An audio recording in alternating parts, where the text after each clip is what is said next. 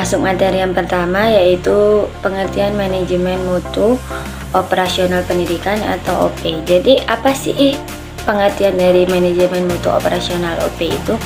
Jadi manajemen mutu dalam konteks pendidikan dapat diartikan sebuah cara atau metode yang meningkatkan performasi secara terus-menerus pada hasil atau proses sebuah lembaga pendidikan dengan mendayagunakan sumber daya manusia dengan modal yang tersedia. Nah, oleh karena itu, untuk melakukan bagaimana kualitas dapat mencapai hasil yang maksimal dari hasil pembelajaran, maka secara sederhana kita harus juga memperhatikan dan memerlukan tentang manajemen perencanaan mutu dan kebijakan mutu dalam suatu lembaga pendidikan. Nah, itu tujuannya untuk menghasilkan pendidikan yang sesuai dengan sistem pendidikan nasional. Nah, materi yang kedua itu ada sistem manajemen mutu operasional pendidikan atau OP. Jadi sistem manajemen mutu itu dibentuk untuk mengontrol dan mengawasi kegiatan maupun tugas di organisasi pendidikan. Nah, sistem manajemen mutu itu juga diartikan sebagai alat untuk membantu organisasi pendidikan mempertahankan kualitasnya secara keseluruhan. Oleh karena itu, sistem manajemen mutu melibatkan sumber daya manusia yang memadai dan berorientasi pada kepuasan pelanggan. Nah, sistem manajemen mutu itu didukung 4 komponen utama, yakni 1 ada perencanaan, yang kedua itu ada peningkatan, yang ketiga itu ada kontrol, dan yang terakhir atau yang keempat itu ada jaminan kualitas. Nah, salah satu sistem manajemen mutu yang paling sering digunakan adalah ISO 9001. Nah, jadi materi yang ketiga itu ada prinsip manajemen mutu operasional pendidikan atau OP. Nah, di dalam prinsip itu ada 5. Yang pertama, fokus pada pelanggan.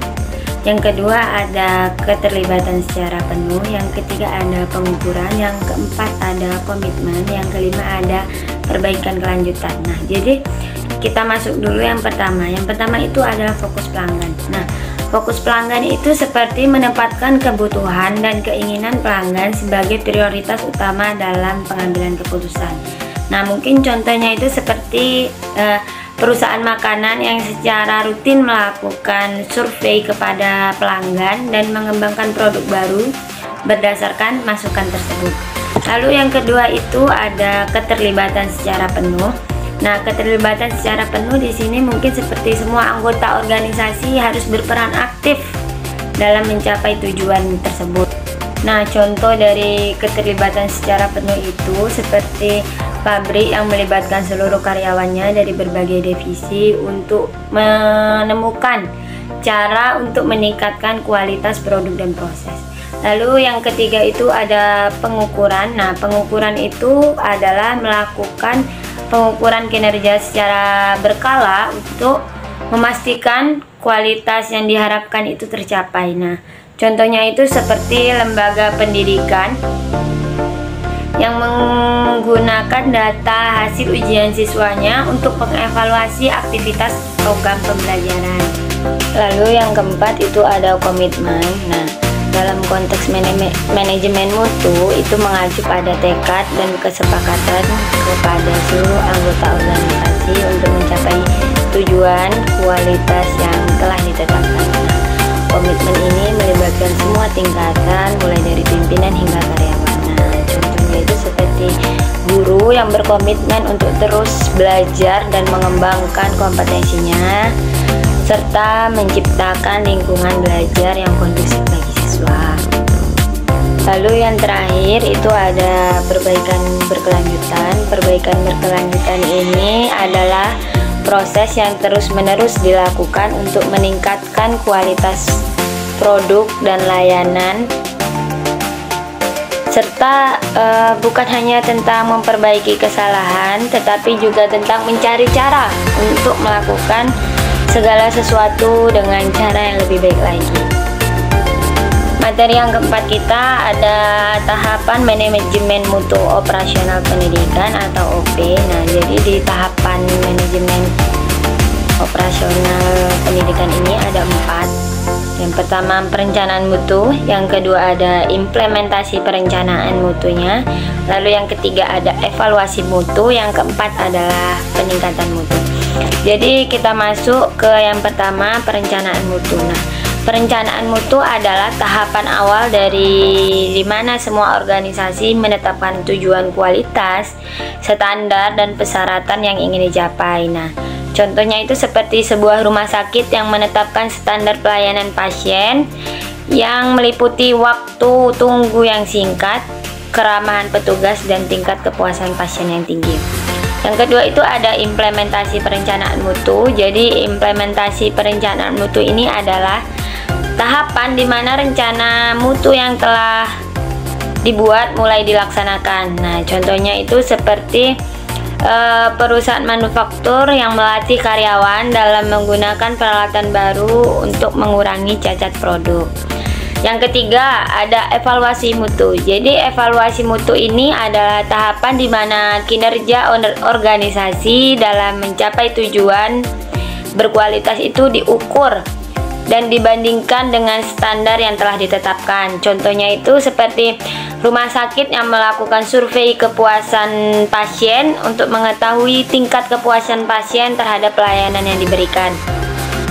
Lalu yang terakhir ada peningkatan mutu. Nah, peningkatan mutu ini artinya tahapan di mana tindakan perbaikan dilakukan untuk mengatasi masalah yang ditemukan di tahap evaluasi. Nah, contohnya itu seperti permohonan melakukan perbaikan pada mesin produksi yang telah rusak dan butuh perbaikan. Lalu materi yang terakhir atau yang kelima itu ada komponen manajemen operasional pendidikan atau OP. Itu ada 4 juga. Yang pertama ada kepemimpinan, yang kedua ada ketenagaan, yang ketiga ada siswa, lalu yang terakhir ada komite. Yang pertama kepemimpinan. Apa sih kepemimpinan itu? Nah, jadi kepemimpinan itu merupakan faktor atau kunci utama dalam mendorong atau mengarahkan seluruh elemen organisasi untuk mencapai tujuan dari mutu. Nah, pimpinan itu harus memiliki visi dan misi yang jelas tentang mutu, lalu mampu memotivasi tim dan memberikan contoh yang baik. Nah, contohnya itu seperti seorang kepala sekolah yang secara aktif terlibat dalam kegiatan peningkatan mutu, atau kepala sekolah yang memberikan penghargaan kepada guru yang berprestasi dan menciptakan lingkungan kerja yang mendukung inovasi. Lalu yang kedua ada ketenagaan. Nah, ketenagaan mengacu pada sumber daya manusia yang terlibat dalam proses pendidikan. Nah, kualitas tenaga pendidik dan tenaga kependidikan sangatlah berpengaruh terhadap mutu pendidikan. Jadi, contohnya itu seperti guru yang memiliki kompetisi yang tinggi dan selalu mengikuti perkembangan ilmu pengetahuan serta memiliki kemampuan dalam mengelola kelas dengan efektif.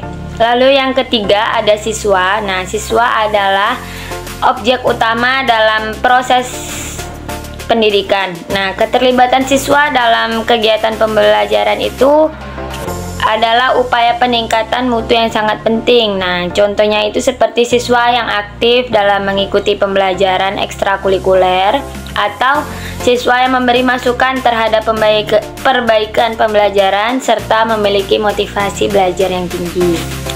Lalu yang keempat itu ada komite. Jadi komite itu merupakan wadah untuk berdiskusi seperti mengambil keputusan dan mengawasi pelaksanaan program peningkatan mutu. Nah, komite itu terdiri dari berbagai pihak seperti guru, siswa, orang tua, dan masyarakat. Nah, contohnya itu seperti komite sekolah yang secara berkala mengadakan rapat untuk membahas masalah-masalah yang berkaitan dengan mutu pendidikan seperti evaluasi kurikulum, pengembangan program pembelajaran, dan peningkatan sarana dan prasarana di sekolah.